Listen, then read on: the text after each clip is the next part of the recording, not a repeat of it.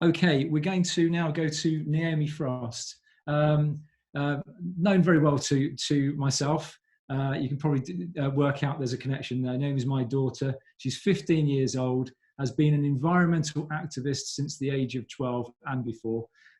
She's helping to lead local campaign work at her school in Penrith, Cumbria, and the wider community.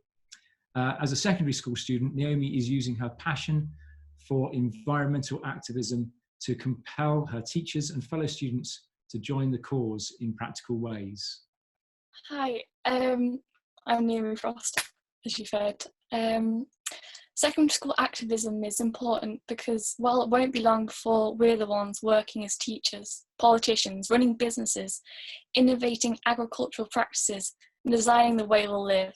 Scientists are saying we've only got 10 years before climate change is irreversible. So we need to influence those currently in power, and children are perfect for the job. A, it's our future and we know its value, so we have the passion. B, we have the numbers and the people power if we all work together. And C, well, we can be pretty loud and we won't take no for an answer. I want to live in a safe world, a beautiful world. As long as that is possible, we have to do all we can to achieve it. I want to buy food and packaging that will not suffocate an animal. I want to wear clothes not made of toxic chemicals by underpaid workers.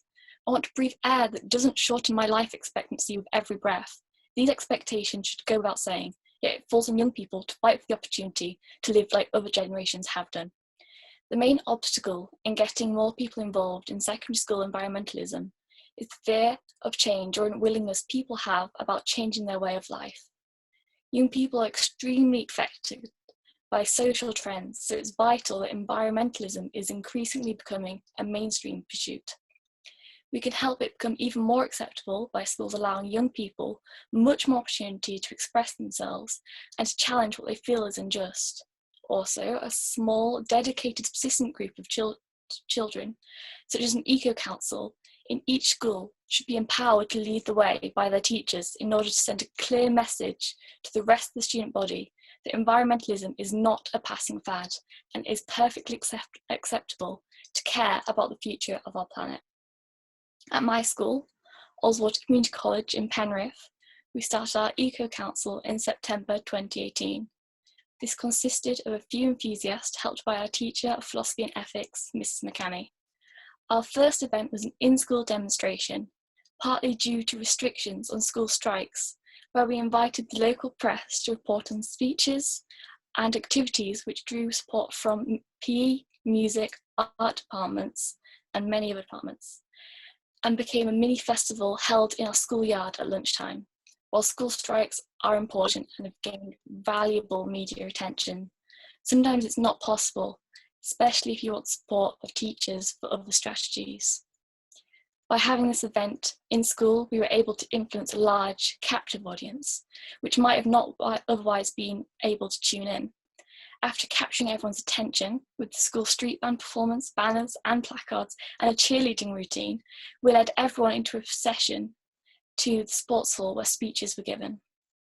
It's so helpful when schools take the view that participating in an organised events outside of school are value opportunities to engage with other students and the wider community. This was the case when a few students from our school went to represent our peers at the Cumbria Youth Climate Summit 2019, which was the forerunner to this event, and also travelled from Cumbria to London to take part in the Time Is Now protest in June last year. Coincidentally, one of the organisers of Time Is Now was actually a former student of our school. It was immensely inspirational to join together with such a diverse range of people who were all fighting for a common goal. We also had the opportunity to track down and speak to our local MP, Rory Stewart, to challenge him on the government's lack of urgency and seeming lack of interest in us in our future. It's essential to continually apply pressure on local MPs to speak on our behalf and not let them dismiss our opinions. We can't let them repeatedly support motions that finance the fossil fuel industry, lower aviation taxes and distort the appropriate prices of green, sustainable energy. February Cycle was a month we dedicated to reducing waste and increasing recycling. was highly successful with lots of teachers and students participating. And by having such a strong and concentrated focus on recycling, it had more impact and hopefully resulted in long-term changes in behaviour. We held a free shop where students and teachers brought unwanted reusable items to give away to a good second home. At the same time, we organised a repair cafe to help encourage the attitude of make, do and mend. In addition to the activities we carried out just within our school, we've also been working with like-minded students in other schools, including a trip to a neighbouring school to compare notes and learn from their experiences, and networking through group chats and social media following last year's climate summit. A recent project I helped organise at school was a video using a drone which enabled the whole school to simultaneously take part. Everyone got involved due to the buzz and abnormality of spending half an hour congregating on the school football field, dressed in green clothes to spell out "No Planet B" in huge letters, holding homemade banners with friends. All of the £1 donations from the non-school uniform day went to Friends of the Earth, with a grand total of £1,200 in just one day. It signalled our level of commitment to staff, students and all who heard about it. Young people did not create the climate crisis, but now we know about it, we are assuming the responsibility to stop it. While the task is immensely overwhelming, there are vast communities who are realising how much potential they have when they work together. Awareness of the ridiculously excessive quantities of single-use plastics we produce and consume every day is growing. But then there is the horrifying depletion of natural habitats and their wildlife. Furthermore, intoxicating pollution from the devastating consequences of global heating arising from an obsession with fossil fuels. All of these must be tackled immediately and without any hesitation.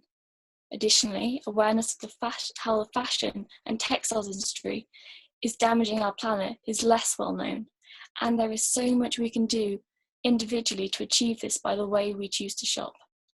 Every week, the UK sends 11 million items of clothing to landfill.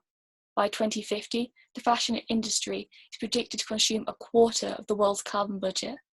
Clothes and textiles are the #1 source of microplastics in the ocean, accounting for 34.8% of the global total. 1.2 billion tonnes of greenhouse gases are emitted annually by the global textiles industry, and this week is Fashion Revolution Week.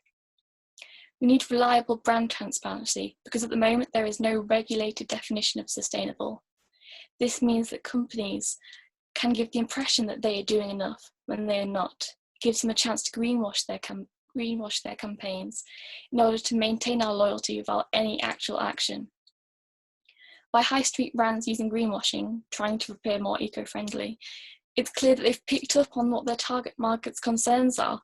This is evidence that we, as consumers, have the power and the influence over corporate decisions by what and why we buy. So, using this, we can make it clear that we won't support them unless they work sustainably and ethically.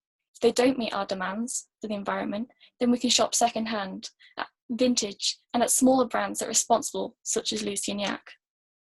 As customers, it should be our right to know the origin of our clothing and the impact it's had on the world so we can make the ethical choice. My final words are to secondary schools. Please listen to your students. Then, please give them the opportunities to use their freedom of speech, their knowledge of how democracy works, and make sure their voices are truly heard and listened to by those with the power to protect our planet, our future. Thanks. Thank you, Naomi.